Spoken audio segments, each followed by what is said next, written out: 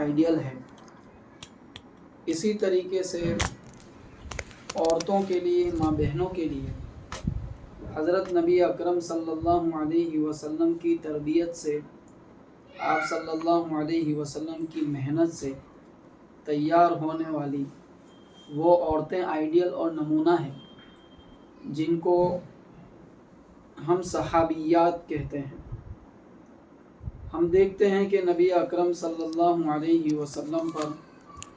سب سے پہلے جنہوں نے ایمان قبول کیا، جو ایمان لائیں، وہ ایک قول کے مطابق حضرت خدیجہ رضی اللہ تعالیٰ عنہا ہیں۔ تو اس لحاظ سے آپ سب کو یہ فخر کرنے کا حق حاصل ہے کہ حضور نبی اکرم صلی اللہ علیہ وسلم کی سب سے پہلے اگر کسی نے تصدیق کی، آپ کو سچا جانا، آپ پر ایمان لائیں، وہ ایک عورت ذات تھی۔ اسی طریقے سے اسلام میں جو سب سے پہلی شہادت ہوئی ہے وہ بھی ایک عورت کی ہوئی ہے۔ حضرت سمیہ رضی اللہ تعالیٰ عنہ مسلمان ہو گئی تھی، ان کو، ان کے شوہر کو، ان کے بیٹے کو مشرکین کافرین ستاتے رہتے تھے، تو اس وقت ابو جہل نے ان پر حملہ کیا اور اس حملے سے وہ شہید ہو گئیں۔ یہ اسلام میں سب سے پہلی شہادت تھی۔ تو یہ بھی عورتوں کے لیے ایک بہت بڑا اچیومنٹ کہا جا سکتا ہے کہ اللہ تعالیٰ نے اسلام کو پھیلانے کے لیے، اس کی حفاظت کے لیے، اس کے اسٹیبلشمنٹ کے لیے سب سے پہلے جس کے خون کو استعمال کیا، جس کے خون کا گرنا، زمین پر گرنا پسند کیا، بہنا گوارا کیا، اور بلکہ سچی بات تو یہ ہے کہ چوز کیا، تو وہ ایک عورت ذات ہے۔ تو ہم دیکھتے ہیں کہ نبی اکرم صلی اللہ علیہ وسلم نے، ظاہر ہے کہ جس طرح مردوں پر محنت فرمائی، اسی طریقے سے عورتوں پر محنت فرمائی۔ تو عورتوں پر محنت کے نتیجے میں کچھ عورتیں تیار ہو گئیں، اور ان میں کی ایک ایک عورت ایسی ہے کہ اس دور کی کوئی بھی مسلمان عورت اگر اسے اپنا آئیڈیل بنا لے تو اس آئینے میں وہ اپنی پوری زندگی کو درست کر سکتی ہے اور ایک بہتر زندگی کی طرف بڑھ سکتی ہے۔ ان عورتوں میں ہم بہت بلند سطح کے اوپر، بہت آگے کی صف میں ایک عورت کو دیکھتے ہیں جسے ہم حضرت اسماء رضی اللہ تعالیٰ عنہ کہتے ہیں۔ حضرت اسماء رضی اللہ تعالیٰ عنہ یہ حضرت صدیق اکبر رضی اللہ تعالیٰ عنہ کی بڑی بیٹی ہیں، یعنی ماں عائشہ صدیقہ عفیفہ رضی اللہ تعالیٰ عنہ کی بہن ہیں، بڑی بہن ہیں۔ حضرت زبیر رضی اللہ تعالیٰ عنہ کے ساتھ ان کے نکاح ہوئے، اور انہی سے پھر اللہ تعالیٰ نے عبداللہ کی شکل میں ایک بیٹا عطا فرمایا جنہیں ہم عبداللہ ابن زبیر رضی اللہ عنہما کے نام سے جانتے ہیں۔ میں آج آپ کی خدمت میں حضرت اسماء رضی اللہ تعالیٰ عنہ کی جو پوری زندگی ہے، اس زندگی کے ایک دو واقعوں کو سامنے رکھ کر ان کی زندگی سے ہم تمام ماں بہنوں کو کیا پیغام ملتا ہے اور ہم ان کی روشنی میں کس طرح اپنی زندگی کو سنوار سکتے ہیں، وہ عرض کرنے کی کوشش کرتا ہوں۔ حضرت نبی اکرم صلی اللہ علیہ وسلم کو اللہ تبارک و تعالیٰ نے سب سے اخیر میں چل کر ہجرت کی اجازت عطا فرمائی۔ پہلے دوسرے لوگ ہجرت کر گئے، پھر اخیر میں نبی اکرم صلی اللہ علیہ وسلم کو حکم ہوا کہ آپ بھی مدینہ پاک تشریف لے جائیں۔ ماں عائشہ رضی اللہ تعالیٰ عنہ بیان کرتی ہیں، بخاری شریف کی روایت ہے کہ نبی اکرم صلی اللہ علیہ وسلم دوپہر کی دھوپ میں، اس وقت جب کہ آپ صلی اللہ علیہ وسلم عام طور پر ہمارے گھر آنے کا معمول نہیں رکھتے تھے، ایسے وقت میں آپ صلی اللہ علیہ وسلم ہمارے گھر تشریف لائے اور والد محترم یعنی حضرت صدیق اکبر رضی اللہ تعالیٰ عنہ سے کہا کہ میں تنہائی میں آپ سے کچھ بات کرنا چاہتا ہوں۔ تو حضرت ابو بکر صدیق رضی اللہ تعالیٰ عنہ نے فرمایا، عرض کیا کہ یا رسول اللہ، یہ سب آپ کے گھر کے لوگ ہیں، آپ جو بھی راز کی بات کہنا چاہیں بے تکلف کہیں۔ اب اس وقت گھر میں ایک تو حضرت اسماء رضی اللہ تعالیٰ عنہ جو سیانی تھی، اس وقت وہ میچیور ہو چکی تھی، और आयशा रज़ी अल्लाह तआला अन्हा की उम्र उस वक्त बहुत थोड़ी थी, लेकिन उन्हें ये वाक़या याद था जिसको उन्होंने बाद में नकल किया। तो आप सल्लल्लाहु अलैहि वसल्लम फरमाते हैं कि मैं तन्हाई में कुछ बात करना चाहता हूँ, और वो हज़रत सिद्दीक़ अकबर अर्ज़ करते हैं कि ये सब आपके घर के लोग हैं, आप जो भी बात करना चाहें कहें। नबी जो होता है वो इस ज़मीन पर अल्लाह ताला की सबसे कीमती मखलूक होता है। नबी जो होता है वो पूरी इंसानियत का क्रीम होता है। उसके दिल में जो राज होता है, जो आसमानों के रास्ते से उस तक पहुंचा हुआ होता है, वो राज भी कोई मामूली नहीं होता। उसकी ज़ात भी बहुत कीमती होती है पूरी कौम के लिए, पूरी इंसानियत के लिए। और उसकी जो राज की बातें होती है वो चूँकि आसमानी पैगाम की हैसियत रखती हैं, इस वजह से वो भी बहुत वैल्यूएबल होती हैं। और हज़रत सिद्दीक़ अकबर रज़ी अल्लाह तआला अन्हु इस नज़ाकत को, इस सेंसिटिविटी से वो वाकिफ़ थे, लेकिन उसके बावजूद वो कहते हैं कि या रसूलुल्लाह, आपको जो भी राज की बात कहनी हो आप कहें, ये सब आपके घर के लोग हैं। तो इससे माएँ बहनें हम अंदाज़ा लगा सकते हैं कि हज़रत सिद्दीक़ अकबर रज़ी अल्लाह तआला अन्हु ने इन दोनों बेटियों की, अस्मा की भी और आयशा की भी, आयशा तो छोटी थी, लेकिन इनकी तरबियत कैसी की होगी कि एक नबी अपनी बहुत ही अहम और राज की बात बताने के लिए, जो वो अचानक इमरजेंसी बेवक्त आकर बताना चाहता है और चाहता है कि मैं तन्हाई में कुछ गुफ्तगू करूं, लेकिन उनको ये जवाब दिया जाता है कि आप बेतकल्लुफ़ बात कहें। तो उससे हम अंदाज़ा लगा सकते हैं कि उन बेटियों की तरबियत कैसी की गई होगी कि हज़रत सिद्दीक़ अकबर रज़ी अल्लाह तआला अन्हु को अपनी बेटियों के ऊपर ऐसा भरोसा था, उनको अपनी बेटियों के ऊपर ऐसा एतमाद था कि अगर मैं अपनी बेटियों को कोई बात कहता हूँ या इनके सामने किसी की कोई राज की बात आती है, तो मेरी बेटियों के सीने राज के ऐसे कब्रिस्तान हैं कि वो ज़िंदगी तो गुजर सकती है, आखिरी सांस वो ले सकती है, लेकिन वो राज की बात सीने से अब ज़बान तक नहीं आ सकती। तो ये तरबियत का नतीजा है। सच्ची बात ये होती है कि औरतें चूँकि घर में होती हैं, और ख़ास तौर पर मर्द कभी कभी अपना दुख अपनी अहलिया के सामने जाहिर करता है। एक बेटा अपने दिल की बात कभी अपनी वालदा के साथ शेयर करता है, या एक बाप कभी अपने दिल का दुखड़ा अपनी बेटी के साथ बांटना चाहता है, या घर के दूसरे ऐसे इश्यूज़ होते हैं, दूसरे ऐसे मामलात होते हैं जो नाजुक मामले कहे जाते हैं, जिनका चर्चा तज़किरा घर में होता है। अब उस मौके के ऊपर हज़रत अस्मा रज़ी अल्लाह तआला अन्हा की जो शख्सियत और उनकी जो पर्सनालिटी है, वो हम सब के सामने एक आईना बनकर आती है कि घर में जो राज की बातें होती है, घर के जो सीक्रेट्स होते हैं, उसके बारे में औरतों का मिजाज कैसा होना चाहिए। तो आम तौर पर ऐसा होता है कि चार दीवारी से अगर बात कोई बाहर जाती है, जिसके नतीजे में किसी ख़ानदान की इज़्ज़त पर मसला आता है, किसी घराने की इज़्ज़त का कोई इश्यू खड़ा होता है, तो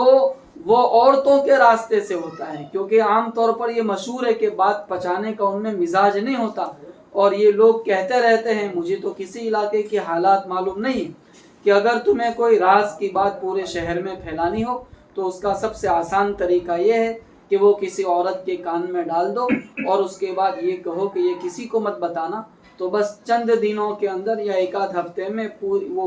बात पूरे शहर में फैल जाएगी। क्योंकि हर सहेली की एक खास सहेली होती है, तो वो अपनी सहेली को ये कहते हुए बताती है कि देखो मैं तुम्हें बताऊंगी, तुम किसी को न बताना। फिर उसकी एक और सहेली होती है जिसके बारे में वो ये समझती है कि ये मेरी राजदार है, इसलिए राज की बात महफूज रखेगी। फिर उस तीसरी की और एक सहेली होती है, और यूं होते हवाते एक ऐसी बात जो दो आदमियों के बीच की बात थी, जो चार दीवारी के बीच थी, वो कहीं की कहीं पहुंच जाती है, और उसकी वजह से कभी कभी ख़ानदानों को, फैमिलीज़ को बहुत ज़्यादा भुगतना पड़ता है, इज्जतें कभी कभी नीलाम पामाल तक हो जाती हैं। तो ये मिजाज अपना बनाना चाहिए। कभी ऐसा हो गया कि आपके रिश्तेदार में कोई खातून है और या आपकी कोई सहेली है जिसने आपको अपना खैर खा समझा और अपना दुख, अपना दर्द आपके साथ शेयर करना चाहा, कोई अंदर की बात आपको बताई, या किसी नाउज़ुबिल्लाह सुम्मा नाउज़ुबिल्लाह किसी दूसरे की बात आपके हवाले की, तो अब हम ऐसे कच्चे कान भी नहीं होने चाहिए कि जो शख्स भी जो बात हमारे कान में डालकर चला जाना चाहे चला जाए और हमारे ज़रिए से बातों को आम करता रहे। تو نہ ایسے کچے کان کا بننا چاہیے اور نہ ایسے کچے ہاضمے کا بننا چاہیے کہ جو بات بھی ہمیں سنائی جائے کہی جائے پھر اس کو ہم کیچ نہ کر سکے، اپنے پاس محفوظ نہ رکھ سکے، اس سے بڑے مسائل پیدا ہوتے ہیں۔ تو یہ حضرت اسماء رضی اللہ تعالیٰ عنہ کی زندگی سے جو سب سے پہلی بات ہمارے سامنے آتی ہے، کبھی کبھی ہماری بہن بیٹیاں نکاح ہو کر دوسری جگہ جاتی ہیں، اب وہ جس جگہ گئی ہوئی ہیں اس گھرانے کے کچھ ایشوز ہیں، اس گھرانے کے کچھ معاملات ہیں، اب آپ نے وہ سارے کے سارے معاملات یہاں اپنی والدہ کے یہاں اپنے والد کے گھر آ کر سب سے شیئر کر دیے، بہت سارے جھگڑے اس کے نتیجے میں اٹھ جاتے ہیں۔ یا اسی طریقے سے کچھ راز کی باتیں ایسی ہیں جو آپ کے اپنے گھرانے سے تعلق رکھتی ہیں، اب آپ کی شادی ہو گئی اور آپ کسی دوسرے گھر چلی گئی، اب وہاں جانے کے بعد کسی خاتون سے کسی عورت کے ساتھ سہیلی ہو گئی، دوستی ہو گئی، یا وہاں جو آپ کی نند ہے یا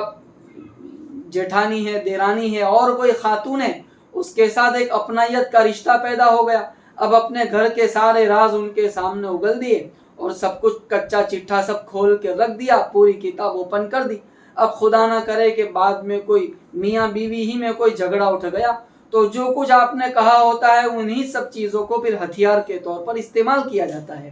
تو یہ عورت کی سمجھداری ہونی چاہیے کہ مجھے کوئی بات اگر مجھے معلوم ہے تو مجھے اس کو کس ماحول میں کہنا ہے اور کہاں نہیں کہنا ہے، تو اس سے عزت پامال ہونے سے بچ جاتی ہیں۔ اور اس کا ایک بڑا فائدہ یہ بھی ہوتا ہے کہ بہت سارے نیگیٹو نیوز ہوتے ہیں،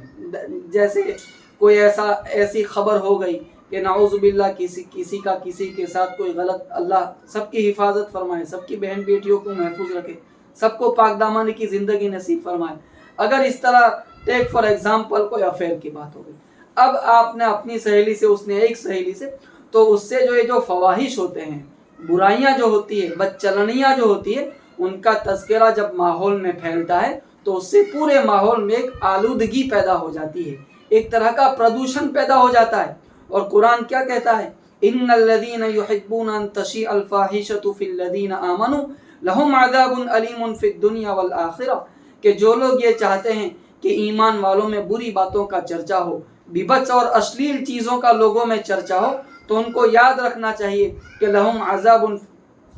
فی الدنیا والآخرہ، ان کے لیے دنیا میں بھی عذاب ہے اور ان کے لیے آخرت میں بھی عذاب ہے۔ تو اس وجہ سے ان چیزوں کو پھیلنا نہیں چاہیے۔ ہمیں اپنے ماحول کو، اپنے ارد گرد کو، اپنے کانوں کو اتنا پاکیزہ رکھنا چاہیے اور اپنے آپ کو اتنا سیپریٹ رکھنا چاہیے کہ کسی خاتون اور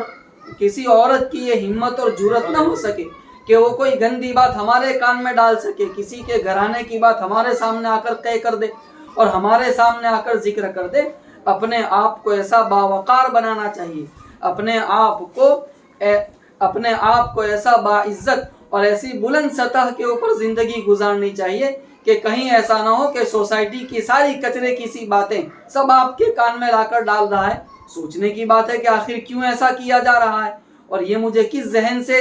ناپ رہے ہیں، مجھے کن آنکھوں سے دیکھ رہے ہیں، جس کی وجہ سے ساری باتیں مجھے کہی جا رہی ہے۔ تو ایک سیکیور ماحول کے اندر زندگی گزارنے کا مزاج بنانا چاہیے۔ اس کا فائدہ یہ ہوتا ہے کہ سماج میں برائیوں کا تذکرہ کم ہوتا ہے اور جس چیز کا بھی چرچا کم ہوتا ہے وہ چیز اس سماج اور معاشرے سے ختم ہوتی چلی جاتی ہے۔ تو حضرت اسماء رضی اللہ تعالیٰ عنہ کی زندگی کا یہ جو سب سے پہلا پیغام ہمارے سامنے آتا ہے وہ یہ ہے کہ رازوں کی حفاظت کی جائے۔ آپ نے اگر کسی کے راز کو چھپایا، کل قیامت کے دن اللہ تعالیٰ ہماری برائیوں کو چھپائے گا، ورنہ خدا نہ خواستہ آج اگر ہم نے کسی کے راز کو اوپن کر دیا اور کسی کی ذلت کا ہم ذریعہ بن گئے تو اللہ تبارک و تعالیٰ فرماتے ہیں کہ جو شخص اپنے کسی مسلمان کی پردہ داری کرے، یعنی اس کے راز کو نہ چھپائے اور اس کا عیب سب کے سامنے ظاہر کر دے، اللہ تعالیٰ اپنی غیرت کی قسم کھاتا ہے کہ تجھے اپنے گھر میں بیٹھ کے رسوا کر دوں گا۔ تو اللہ تعالیٰ ہم سب کی حفاظت فرمائے۔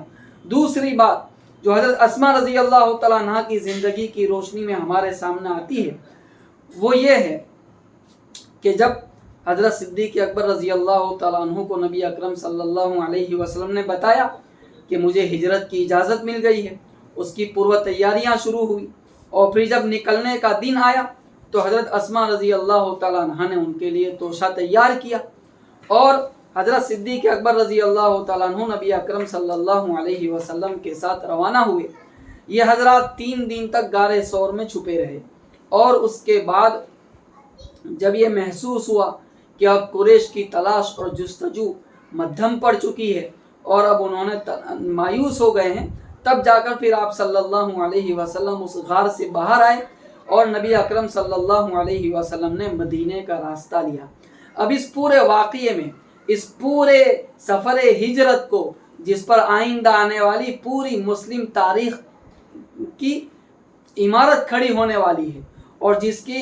جس کے بعد مدینے میں ایک اسلامی حکومت قائم ہونے والی ہے، اور جس کے بعد پورے عرب پر نبی اکرم صلی اللہ علیہ وسلم کو قابو ملنے والا ہے، تو اس سے ہم اندازہ کر سکتے ہیں کہ وہ کتنا اہم سفر تھا۔ تو اس اہم سفر میں ایک عورت کا رول کس طریقے سے سامنے آتا ہے، آپ اسے دیکھیں کہ حضرت اسماء رضی اللہ تعالیٰ عنہ نے ان کے توشہ تیار کیا اور اپنے والد محترم کو رخصت کیا۔ ادھر ان کے جو والد تھے ابو قحافہ، جو اس وقت اسلام نہیں لائے تھے، بہت بعد میں چل کر فتح مکہ کے بعد وہ اسلام لائے، اور حضرت صدیق اکبر رضی اللہ تعالیٰ عنہ کو یہ اسپیشلٹی حاصل ہے کہ ان کے والد بھی مسلمان، وہ خود بھی مسلمان، اور ان کے بیٹے بھی مسلمان، یعنی ان کی 3 پشتیں مسلمان ہیں۔ خیر، تو ابو قحافہ نے جب یہ لوگ چلے گئے تو ابو قحافہ اپنی بیٹی اسماء سے پوتی اسماء سے کہنے لگے کہ یہ ابو بکر تمہارے لیے کچھ چھوڑ بھی گیا ہے کہ نہیں؟ تو حضرت اسماء رضی اللہ تعالیٰ عنہ نے، آپ نے یہ واقعہ سنا ہوگا کہ انہوں نے ایک مٹکے کے اندر یا کسی برتن کے اندر کنکر پتھر بھرے، اس پر ایک کپڑا رکھ دیا، اور اپنے دادا، ان کو نابینا تھے، دیکھ نہیں سکتے تھے، تو اپنے دادا کے پاس لے گئی، ان کا ہاتھ اوپر رکھا، آواز سنائی اور کہا کہ نہیں، ہمارا ابو تو ہمارے لیے بہت کچھ چھوڑ کے گئے ہیں، ان کو تسلی دلائی۔ پھر وہ خود بیان کرتی ہیں کہ خدائے پاک کی قسم، حضرت صدیق اکبر رضی اللہ تعالیٰ عنہ اپنے ساتھ سب کچھ لے گئے تھے اور ہم کو خدا کے حوالے چھوڑ کے گئے تھے۔ اب موقع کیا ہے، سیناریو کیا ہے؟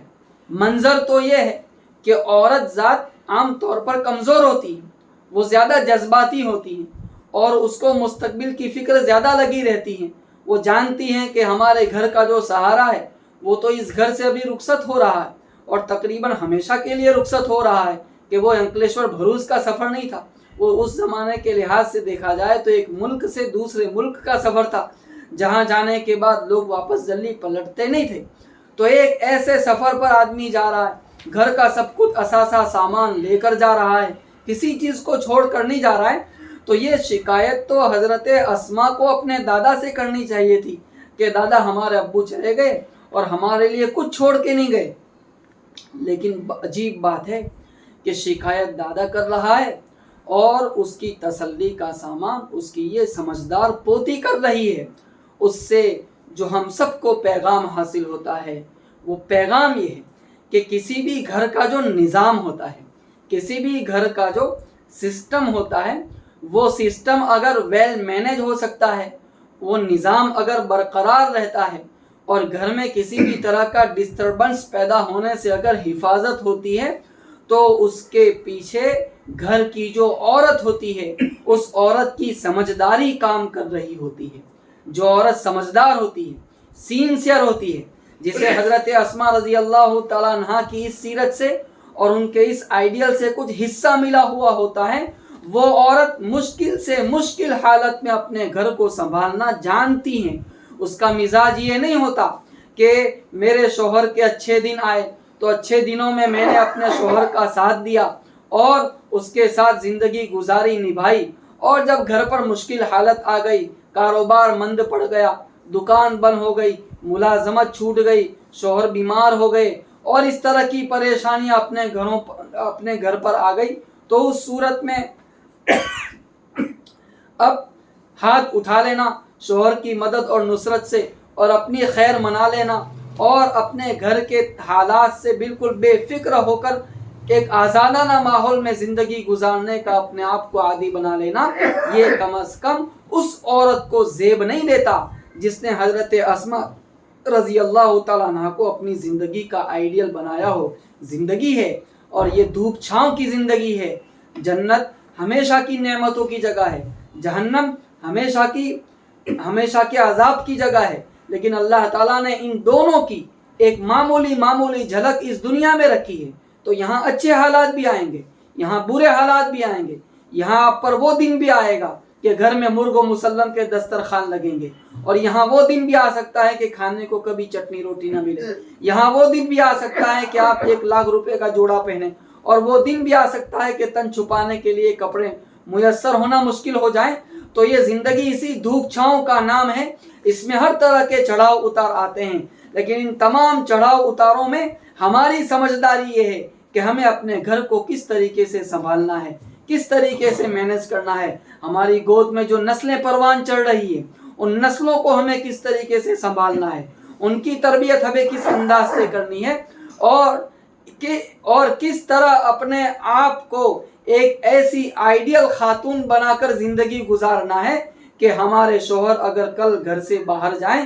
تو وہ بالکل اطمینان کے ساتھ باہر رہیں، انہیں اس بات کا اعتماد ہو، انہیں اس بات پر پورا اطمینان ہو کہ میری غیر حاضری میں میرے گھر کی جو خاتون ہے، میری جو بیوی ہے، وہ گھر کا پورا نظام خوش اسلوبی کے ساتھ، خوبصورتی کے ساتھ سنبھالنا اور ٹیک کرنا جانتی ہیں۔ تو یہ ہمارا مزاج ہونا چاہیے، اسی مزاج کے ساتھ زندگی گزرنی چاہیے۔ میٹھا میٹھا ہپ ہپ اور کڑوا کڑوا تھو یہ کبھی کسی مسلمان کا شیوا نہیں ہو سکتا۔ ہم دیکھتے ہیں کہ نبی اکرم صلی اللہ علیہ وسلم کی خدمت میں ایک مرتبہ عورتوں نے یہ درخواست کر دی تھی کہ یا رسول اللہ، ہمیں جو سالانہ الاؤنس دیا جاتا ہے، جو وظیفہ دیا جاتا ہے، جو خرچہ دیا جاتا ہے، اس میں اضافہ کیا جائے۔ اللہ تبارک و تعالیٰ نے اس بات کو پسند نہیں فرمایا، اور نبی اکرم صلی اللہ علیہ وسلم کے واسطے سے کہا کہ آپ اپنی بیویوں سے کہہ دیں کہ اگر تم کو دنیا محبوب ہے تو لو میں تم کو تھوڑی دنیا دے دیتا ہوں اور تم کو اپنے نکاح سے پھر رخصت کر دیتا ہوں۔ یعنی اس سے یہ بات معلوم ہوتی ہے کہ شوہر اگر عورت کے بنیادی حقوق ادا کر رہا ہے تو اب اس سے آگے بڑھ کر نئے نئے مطالبے، نئے نئے ڈیمانڈز اپنے شوہر کی خدمت میں رکھنا، یہ کسی مسلمان عورت کو شوبھا نہیں دیتا۔ اب جیسے میں جہاں تک مجھے یاد پڑتا ہے، اس مضمون کو ہم نے پچھلی مجلس میں بھی اٹھایا تھا کہ فلاں نے شادی میں اتنا مہنگا جوڑا پہن لیا تو ہم بھی اتنا ہی مہنگا جوڑا پہنیں گے، اور فلاں نے اتنے قیمتی سینڈل پہن لی تو ہم بھی اتنے ہی قیمتی سینڈل پہنیں گے۔ وہ اللہ کی بندیوں، یہ تو کوئی معمولی محنت تھوڑی نہ ہوتی ہے۔ صبح سے شام تک آدمی کی ہڈیوں کا چورا ہو جاتا ہے، تب جا کر 2 پیسے اس کے ہاتھ میں آتے ہیں۔ اب اس کی قدر کی جانی چاہیے اور اس کے پیسوں کو تول تول کر استعمال کیا جانا چاہیے، ورنہ یہ جو فیشن ہے وہ تو قیامت تک ختم نہیں ہوگا۔ آج ایک نیا فیشن آئے گا اور آفتاب غروب نہیں ہوگا اس سے پہلے وہ پرانا ہو جائے گا، اور کل طلوع ہونے والے آفتاب کے ساتھ ایک نیا فیشن آ جائے گا۔ تو اس کی دوڑ میں اگر ہم لگ گئیں اور ہم چاہیں کہ فیشنیبل رہیں، اپ ٹو ڈیٹ رہیں اور زمانے کے کاندھے کے ساتھ کاندھا ملا کر چلتی رہیں، ہم ہار جائیں گے، ہمارے شوہر تھک ہار جائیں گے۔ لیکن یہ فیشنوں کا دور کبھی ختم نہیں ہوتا۔ تو اپنی زندگی کو اس انداز سے سادگی پر لائیں کہ 1,00,000 اگر آتے ہوں اس پر بھی ہم نبھا سکیں، اور 5,000 آتے ہوں اس پر بھی ہم گزارا کر سکیں۔ اس انداز سے اپنے گھر کو مینیج کرے جس طریقے سے ان عورتوں نے مینیج کر کے دکھایا۔ اور اسی کے ساتھ ساتھ جو بات معلوم ہوتی ہے وہ یہ ہے کہ حضرت اسماء رضی اللہ تعالیٰ عنہ یہ کہتی ہے کہ ہمارے والد تو اللہ تعالیٰ کا نام چھوڑ کے گئے تھے، تو یہ گھر کے اندر اس حال میں گزارا کرنا اللہ تعالیٰ کی ذات عالی پر توکل، اعتماد اور بھروسے کے بغیر نہیں ہو سکتا۔ تو ان کو جو اللہ تعالیٰ کی ذات پر یقین تھا، جو بھروسہ تھا، وہی یقین، بھروسے اور اعتماد کی کیفیت ہماری زندگی کے اندر بھی ہونی چاہیے۔ تو یہ اللہ تعالیٰ کی ذات پر توکل ایسی چیز ہے کہ مشکل سے مشکل اور کٹھن سے کٹھن گھڑی میں عورت کے لیے زندگی آسان ہو جاتی ہے۔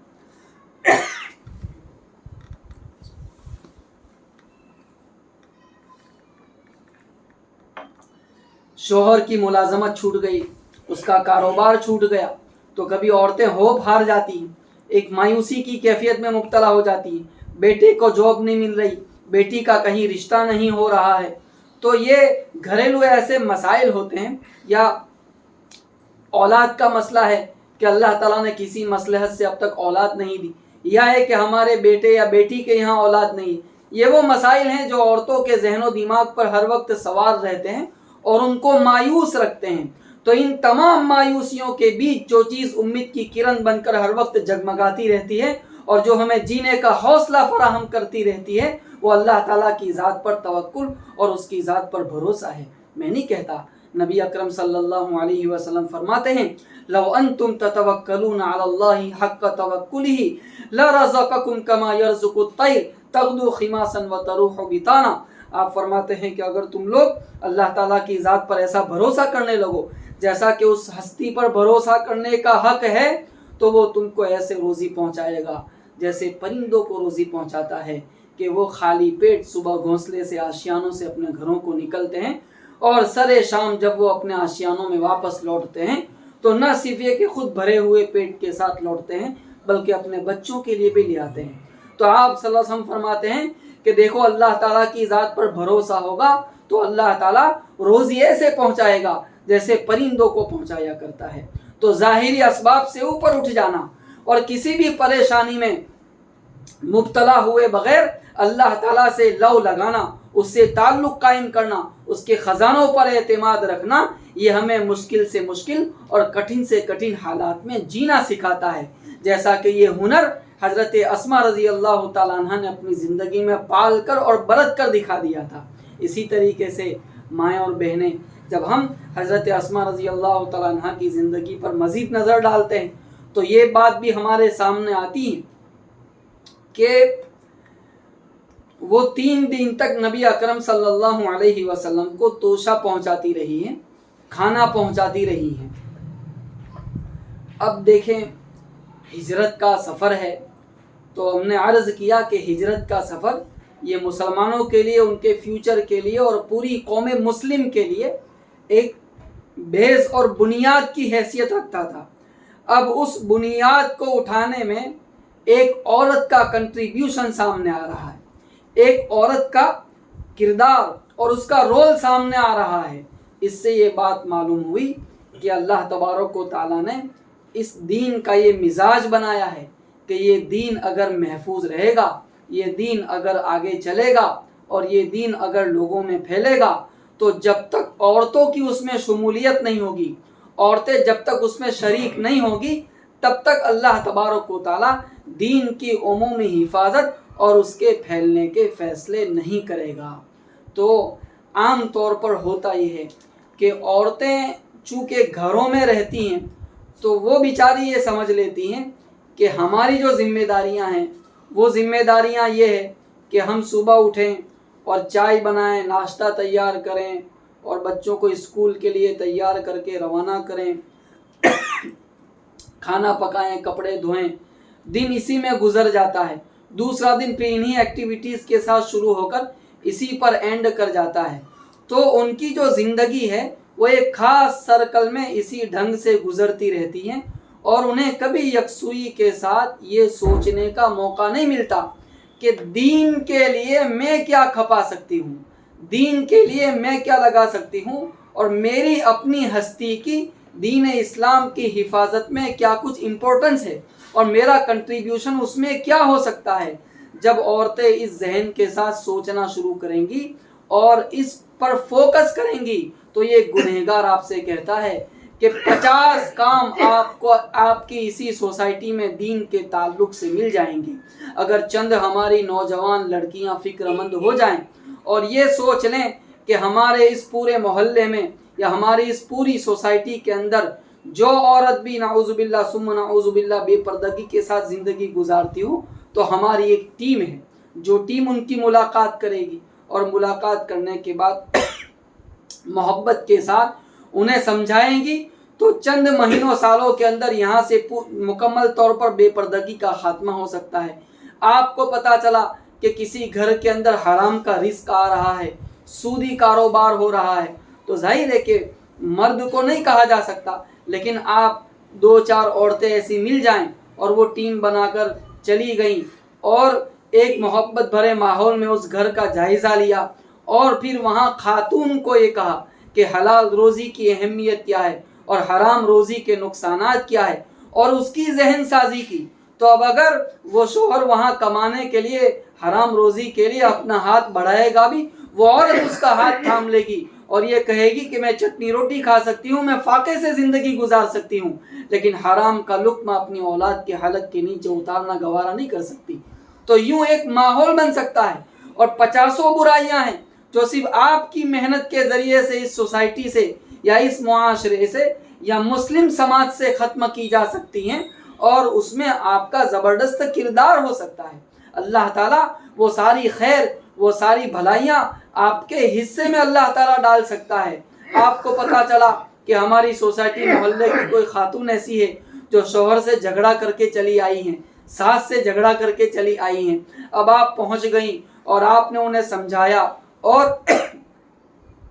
کچھ ترغیب دی، تو اس سے اس کا گھر آباد ہو جائے گا۔ اسی طریقے سے ساس بہو میں کہیں انبن ہے، کہیں دیرانی جیٹھانی میں انبن ہے، آپ کی ایک چھوٹی سی اصلاح معاشرہ کمیٹی وجود میں آ گئی جس میں سنجیدہ، سمجھدار، سن رسیدہ عورتیں ہوں جنہوں نے زندگی کی دھوپ چھاؤں بھی دیکھی ہو، تو وہ عورتیں چلی گئی اور محبت کے ساتھ دونوں کو الگ الگ سمجھایا اور پھر دونوں کو ایک ہی مجلس میں بٹھا کر ان کے درمیان سمادھان کر لیا۔ یہ وہ کام ہیں جو کبھی کبھی مرد نہیں انجام دے سکتے، اس لیے کہ عورتوں کے آپس کے ایشیوز ایسے ہوتے ہیں جہاں تک مرد کبھی کبھی نہیں پہنچ سکتے، اور جس کی وجہ سے بات بننے سے رہ جاتی ہے۔ لیکن اس طرح کے موقع پر اگر آپ تھوڑی سی فکر مندی کے ذریعے سے میدان میں آتی ہیں، اس نوعیت کا کوئی کام کرتی ہیں، تو آپ کے ذریعے بہت بڑی خیر وجود میں آ سکتی ہے، اور دین کی حفاظت کا آپ بہترین ایکٹیو ٹول بن سکتی ہیں۔ ہم دیکھتے ہیں کہ جن انبیاء علیہم السلام کی عورتوں نے ان کے ساتھ تعاون نہیں کیا، ان نبیوں کی دعوت کو زیادہ پھیلنے کا موقع نہیں مل سکا۔ حضرت نوح علیہ السلام کی 950 سال کی محنت ہے، یہ معمولی مدت تو نہیں ہے، لیکن قرآن کہتا ہے کہ وما آمن معه الا قلیل، صرف چند لوگ حضرت نوح علیہ السلام کے ہاتھ پر ایمان لائے تھے۔ اسی طرح حضرت لوط علیہ السلام ہیں، تو ان کے ہاتھ پر بھی بہت مختصر لوگوں نے ایمان قبول کیا، یہاں تک کہ ان کے گھرانے کے لوگوں کے علاوہ بعض روایتوں میں ہے کہ کسی نے کوئی ان پر ایمان نہیں لایا تھا۔ اس کے مقابلے میں ہم دیکھتے ہیں کہ ابراہیم علیہ السلام کی دعوت کو بہت زیادہ پھیلنے کا موقع ملا۔ اسی کے ساتھ ساتھ نبی اکرم صلی اللہ علیہ وسلم کا مشن بھی بہت زیادہ پھیلا، یہاں تک کہ ملکوں پھیل گیا، اور آج ہم یہاں مکے سے 5000 کلومیٹر کی دوری پر بیٹھ کر دین اسلام کا نام لے رہے ہیں۔ تو اس میں فرق کیا ہے؟ کیوں ان نبیوں کی دعوت کو زیادہ پنپنے کا موقع نہیں ملا، اور کیوں ان 2 نبیوں کی دعوت کو بہت زیادہ وسعت حاصل ہوئی؟ اس کی بہت ساری وجوہات ہیں، اس میں سے ایک وجہ یہ بھی بیان کی جاتی ہے کہ خود حضرت نوح علیہ السلام کی بیوی ان پر ایمان نہیں لائی تھی، اسی طریقے سے لوط علیہ السلام کی بیوی بھی ان پر ایمان نہیں لائی تھی۔ یہ یاد رکھنا چاہیے کہ اس زمانے میں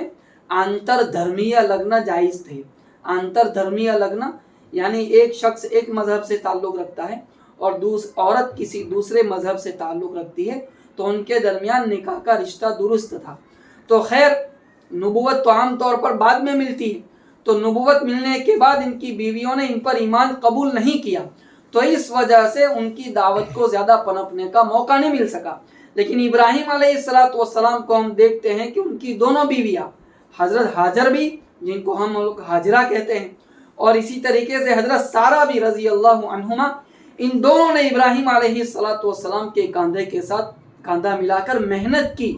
ان کی دینداری شامل رہی، ان کی قربانیاں شامل رہی، ان کا اس میں کنٹریبیوشن رہا۔ نبی اکرم صلی اللہ علیہ وسلم کی اہلیہ محترمہ سب سے پہلی بیوی حضرت خدیجہ رضی اللہ تعالیٰ عنہ نے اپنا سارا مال لٹا دیا، اور اسی وجہ سے خدیجہ کا کتنا احترام تھا آپ کے دل میں کہ ان کے انتقال کے بعد بھی آپ صلی اللہ علیہ وسلم ان کے رشتہ داروں کے یہاں، خدیجہ کی سہیلیوں کے یہاں ہدیے اور تحفے بھیجا کرتے تھے۔ ایسا تعلق تھا کہ جب تک خدیجہ زندہ رہیں آپ صلی اللہ علیہ وسلم نے دوسرے نکاح نہیں فرمائے، خدیجہ کے انتقال کے بعد دوسرے نکاح کیے۔ سوچئے تعلق کا کیا عالم ہوگا کہ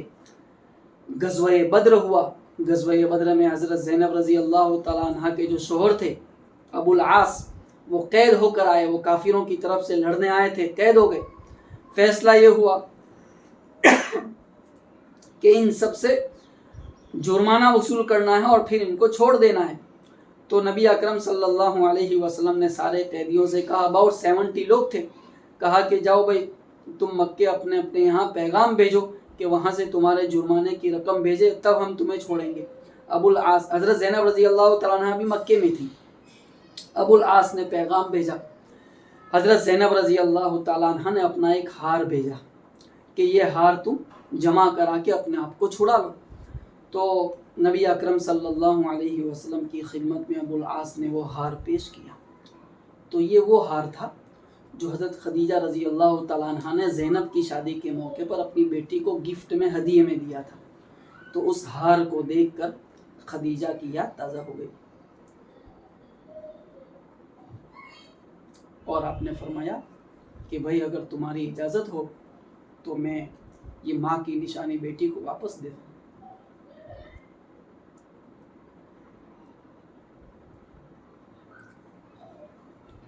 تو اتنا گہرا تعلق کیسے پیدا ہوا؟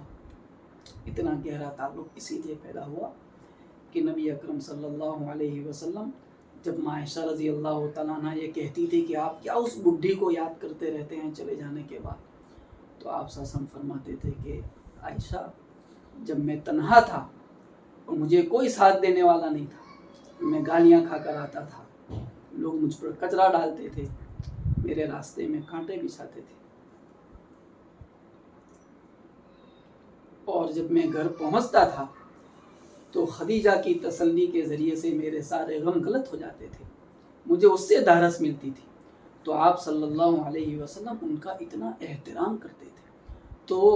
اگر آپ چاہتی ہیں کہ اس خدیجہ کے ساتھ اپنا رشتہ برقرار رکھیں، اس اسما کے ساتھ اپنا رشتہ برقرار رکھیں جس نے مسلسل 3 دن تک ہزاروں فیٹ اوپر چڑھ کر نبی اکرم صلی اللہ علیہ وسلم کو توشہ پہنچایا تھا، تو پھر زندگی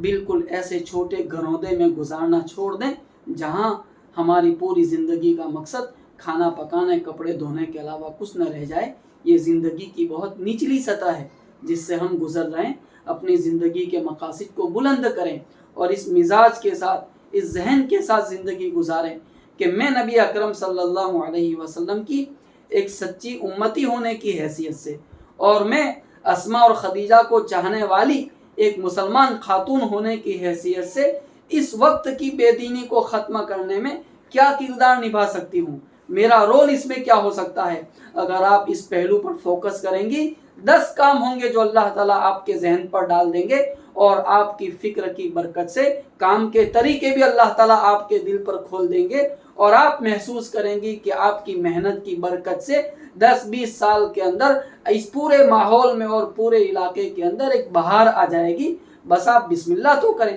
دین کے خاطر اپنے آپ کو کچھ کھپانے کا حوصلہ اور جذبہ تو پیدا کریں۔ اللہ تبارک و تعالیٰ آپ سب کو توفیق عطا فرمائے۔ تو حضرت اسما رضی اللہ تعالیٰ عنہ کی زندگی کے اور بھی پیغام ہیں جن کو اب ذکر کرنے کا یہ موقع نہیں رہا، لیکن یہ 3-4 پیغام مرکزی طور پر آج کی اس مجلس میں اپنے دل پر لکھ کر جائیں کہ کسی کے راز کی بات کو آؤٹ نہیں کرنا ہے، خود اپنے راز اپنی 4 دیواریوں میں رکھنا ہے، اور اس معاملے میں بھی بالکل سیکیور زندگی گزارنی ہے۔ اسی طریقے سے دوسری بات یہ ہے کہ گھر کے نظام کو سنبھالنے کے لیے ہمیں اپنے آپ کو اس طریقے سے قربان کرنا ہے کہ ہمارے شوہر کو گھر کے نظام کے تعلق سے ہم پر پورا اعتماد ہو، اور مشکل سے مشکل حالت میں بھی ہم گھر کو ویل مینیج کر سکیں۔ اور تیسری بات یہ معلوم ہوئی کہ جس طریقے سے انہوں نے قربانیاں دی، اسی طریقے سے اس دور میں ہم سب کے لیے قربانیوں کا موقع ہے۔ آخری بات جس پر اس گفتگو کو ختم ہونا ہے وہ یہ ہے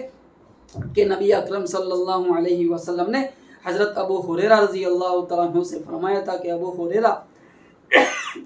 تم اس دور میں زندگی گزار رہے ہو کہ جتنی چیزوں کا حکم دیا جاتا ہے اس میں سے اگر کوئی 10واں حصہ بھی چھوڑ دے گا تو پکڑ لیا جائے گا۔ ایک دور ایسا آئے گا کہ اس دور میں جتنی چیزوں کا حکم دیا جا رہا ہوگا اس میں سے اگر کوئی وہ 10ویں حصے پر بھی عمل کر لے گا تو اس کا کام بن جائے گا۔ ہم سب اس دور میں زندگی گزار رہے ہیں، اس سطح کی قربانیاں تو ہم نہیں دے سکتے، لیکن اپنے بس پر اس وقت آپ اس ملت پر رحم کھا کر، اس امت پر رحم کھا کر، یہاں عورتوں کے اندر جو بے حیائی پھیل رہی ہے، جو بے دینی پھیل رہی ہے، اور اس کی وجہ سے جو مسائل جنم رہے ہیں، بچوں کی تربیت کے جو مسائل جنم لے رہے ہیں، تو اس نسل پر رحم کھا کر اگر آپ نے اپنے آپ کو تھوڑا سا اس کے لیے فارغ کیا اور دین کے لیے اپنے آپ کو وقف کیا، آپ محسوس کریں گے کہ آپ کی مختصر سی محنت کے نتیجے میں اللہ تعالیٰ بڑے بڑے ریزلٹ اس دنیا میں دکھائے گا، اور قیامت میں اس پر اللہ تعالیٰ کیا دے گا وہ تو ہم وہاں جا کر اپنی آنکھوں سے اس کا مشاہدہ کریں گے۔ وہاں پھر خدیجہ آپ کے استقبال کے لیے تیار ہوگی، وہاں فاطمہ آپ کے استقبال کے لیے تیار ہوگی۔ اللہ تعالیٰ آپ سب ماں بہنوں کو اس کے لیے قبول فرمائے، آمین یا رب العالمین، وآخر دعوانا الحمدللہ رب العالمین۔ بسم اللہ الرحمن الرحیم، الحمدللہ رب العالمین، اللہم صلی علی سیدنا مولانا محمد وعلی آل سیدنا مولانا محمد مبارک وسلم۔ ربنا ظلمنا انفسنا وان لم تغفر لنا وترحمنا لنكونن من الخاسرين، يا حي يا قيوم برحمتك نستغيث اصلح لنا شأننا كله ولا تكلنا الى انفسنا، اللهم آت نفوسنا تقواها وزكها انت خير من زكاها انت وليها ومولاها، جزا الله نبينا محمد صلى الله عليه وسلم ما هو سبحان ربك رب العزة عما يصفون وسلام على المرسلين والحمد لله۔